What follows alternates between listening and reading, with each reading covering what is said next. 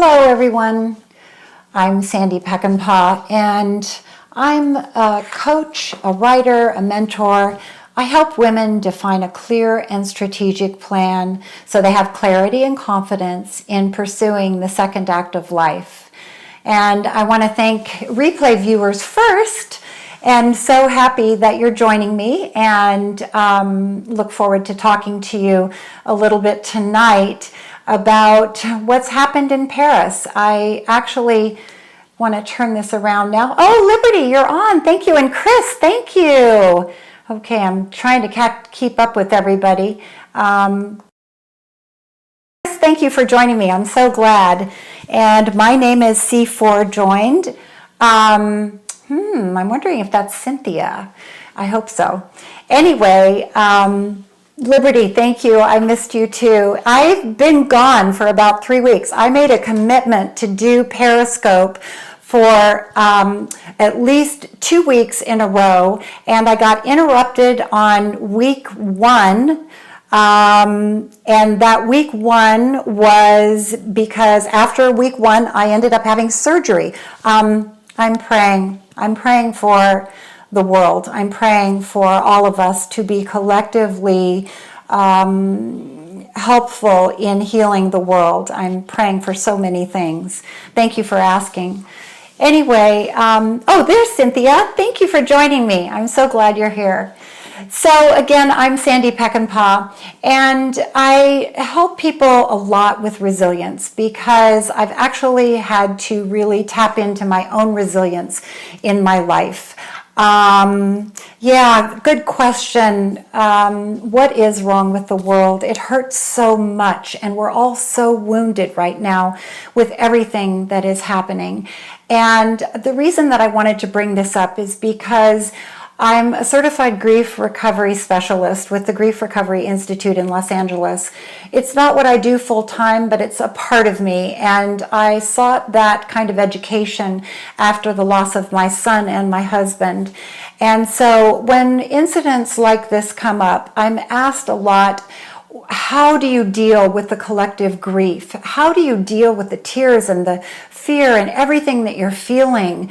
It's a continent away, and yet we're so distraught, and people don't quite know what it is that that they need to do to help heal the wound that they're feeling. I mean, as people get confused because they say, why am I feeling so depressed about this?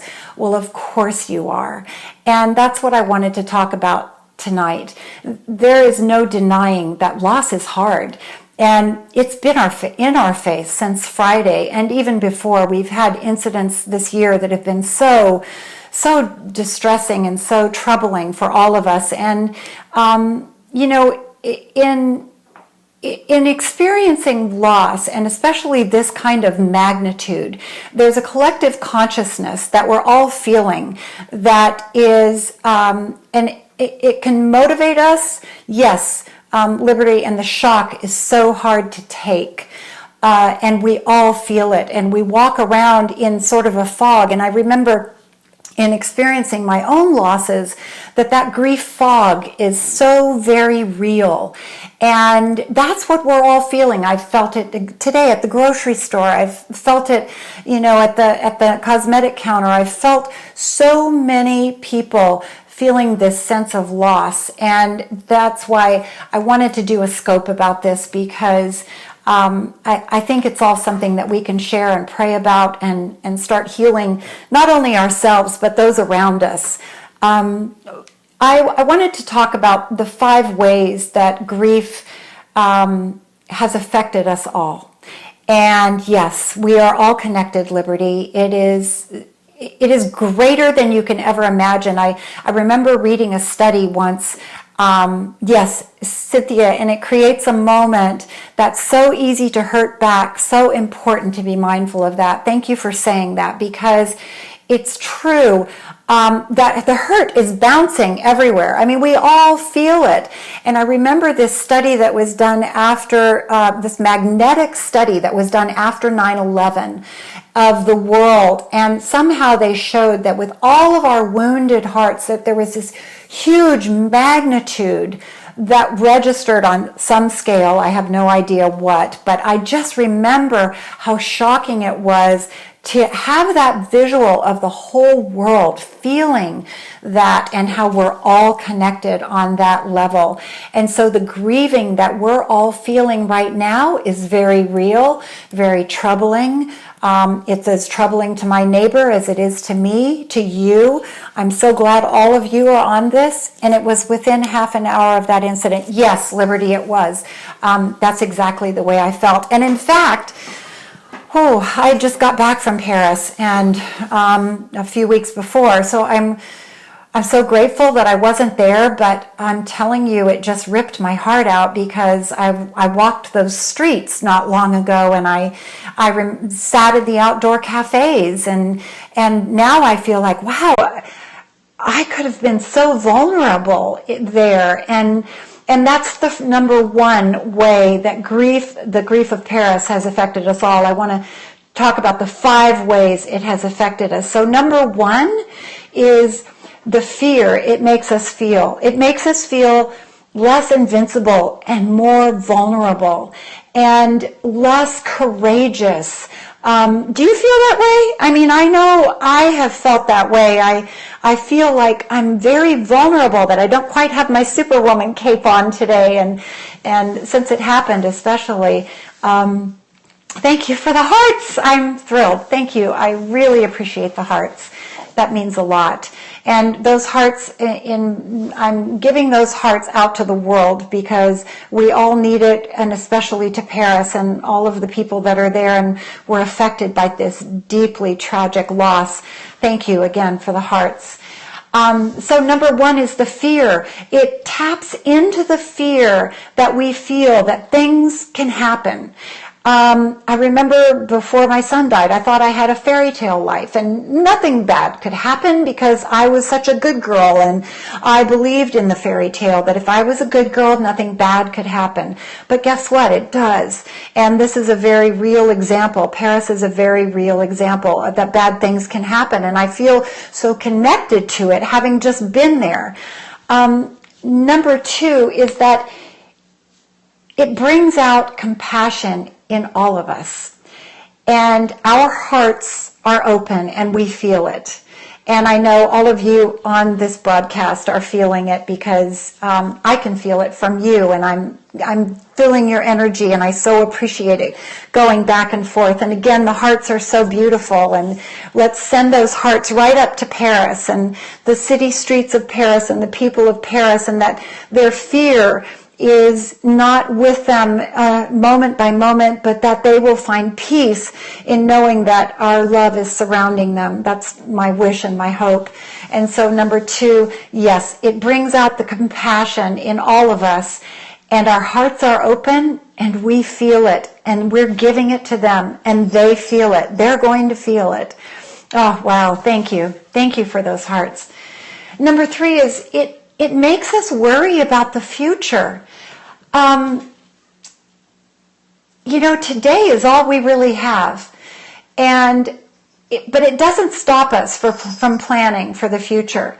And so one of the things that I talk about so often is that, love is all we have.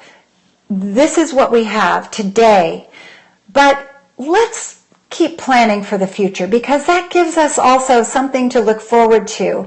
And if we get stuck in the worry about the future, and it can stop us from realizing our dreams and actually just living our life to the fullest. I think that's so important.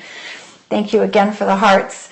Number 4 is this kind of tragedy gives us reason to love our friends and family harder.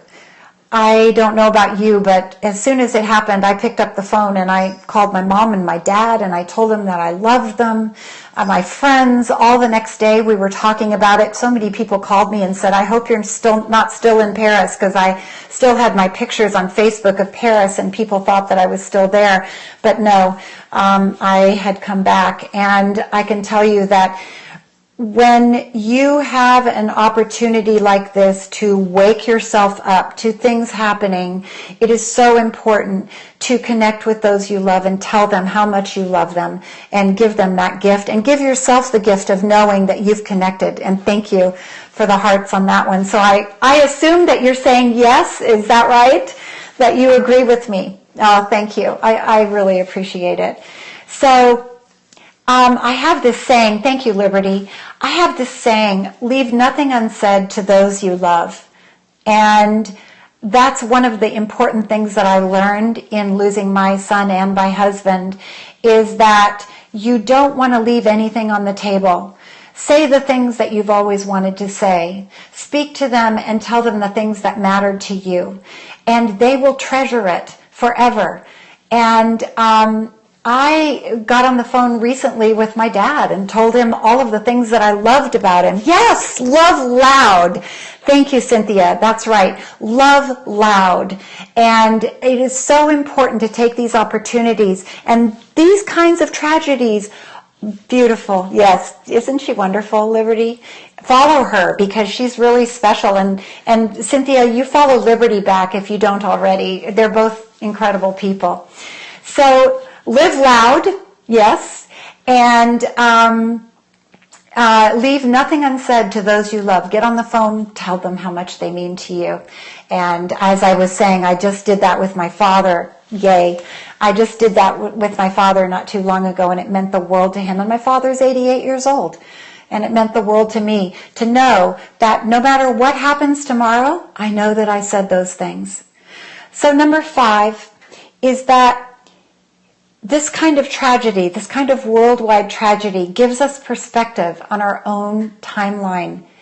And it can motivate us to live life more fully, to do the things we love. What it means is it gives you some sense of a timeline that we don't have forever. We have an opportunity to look at our lives with sort of, I don't even want to use the word expiration dates, but let's say achievement dates. You know, that we have received a certain amount by a certain time, because life isn't forever. And wow, it's things like this that give us perspective on the timeline that we do have. And guess what? We do have today. And today is the day you can call someone you love and tell them how much you mean to them, and how much they mean, whoops, what did I say? No, how much they mean to you. So yes, goals have deadlines, Cynthia. That's absolutely right. So in closing, I just want to recap the 5 ways that grieving Paris has awakened me, and hopefully awakened all of you. Number 1 is it makes us feel less invincible and more vulnerable. And we need to be aware of that and realize that we're the same people. But what we're feeling is number 2, and that is it brings out the compassion in all of us. Our hearts are open, we feel it, we're radiating love to people in Paris and those people that have lost family and friends. We're giving it all as much as we can, and that means with an open heart. And that leads me to number 3. It makes us worry about the future, but it makes us realize that today is what we have, so let's make the most of it. Number 4 is it gives us a reason to love our family and friends even harder. Leave nothing unsaid to those you love. And thank you for those hearts. That makes me feel loved. I so appreciate that. And number 5, finally, it gives us perspective on our own timeline, and it can motivate us to live life even more fully. And that's the way we can honor this tragedy, is not only be aware of the collective grieving that we're all doing, but to give us the opportunity to live life more fully. And so with that, thank you, Liberty. That just makes me feel so wonderful. I love coming on here because it gives me perspective. I have some wonderful people that I've met through Periscope, and I hope that you're all having a good time on Periscope, because it's been so enlightening to me. People are so valuable. Every person's story has value and purpose. And that is a really important piece of knowledge to have, because everyone has a different perspective, value, knowledge to offer us. And I've learned so much, and I'm so grateful that you all stuck with me on this scope. And finally, my wish for you is to be surrounded by love. Enjoy every single day as a woman of strength, beauty, and committed to a joyful, joyfully successful life. And that means filling every day with love. Thank you for all of those hearts. I'm thrilled. I almost don't want to stop the Periscope, but I guess I've gone on pretty long. Wow! I'm so glad. You know what that makes me feel like? I gave you value. And that's what we all hope in a Periscope, is that we give you some tips, something of value that oh, thank you, Liberty. I really appreciate that. So I'm coming back tomorrow. I am back. Thank you. Thank you. I appreciate that. Oh, thank you, Cynthia. I appreciate that. And for all of you that are watching this in replay, I so appreciate you. And if you would follow me, I'd be so grateful. Oh, let me just show you. I'm on Twitter, Facebook, and Periscope on the same handle, at Sandy Peckinpah. That's at Sandy Peckinpah, and you can see how my name is spelled. And I would love for you to follow me. I'd love for you to share. And thank you so much for the hearts. And I'm going to be back tomorrow, because I did make this commitment to myself that I'm going to be scoping on a regular basis. So have a great evening. And I want to leave us all with a moment of silence and prayer before I shut this off. A moment for the world.